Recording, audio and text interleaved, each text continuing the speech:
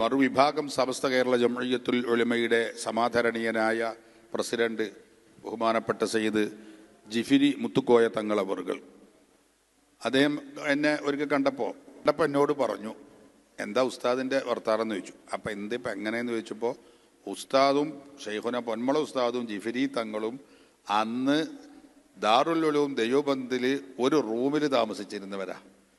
തങ്ങളെന്നോട് ഇതൊക്കെ കൂടുതൽ പറഞ്ഞത്. ഞങ്ങൾ മൂന്നാളുണ്ടായിരുന്നു. ഒരാളേതോ മരിച്ചോ സംശയമുണ്ട്, അയാളുടെ പേര് എനിക്ക് മനസ്സിലായില്ല. ഞങ്ങൾ മൂന്നാളും ഒരേ ഭക്ഷണം ഞങ്ങൾ മൂന്നാളും തന്നെ ഉണ്ടാക്കുക. ഞങ്ങൾ മൂന്നാളും ഒരു റൂമിലായിരുന്നു, ഒരു പായി കടന്ന പോലാണ് ഞങ്ങൾ എന്ന് ജിഫ്രി തങ്ങളെ ഉസ്താദിൻ്റെ കുറേ മഹത്വം എന്നോട് പറഞ്ഞു.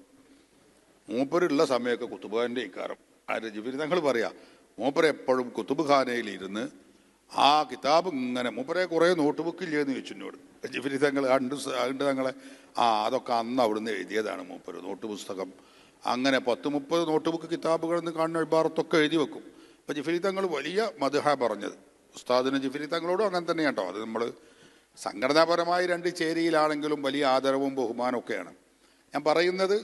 അപ്പം ജിഫ്രി മുത്തുക്കോയ തങ്ങൾ, ബഹുമാന്യരായ ജിഫ്രി തങ്ങൾ എന്നോട് പറഞ്ഞു, നല്ല മൂല്യരാണ്, ഞങ്ങൾ വലിയ കൂട്ടുകാരാണ്, ഒരു പായകൾ കടന്നുറങ്ങിയതാണ്, നല്ല മനുഷ്യനാണ്.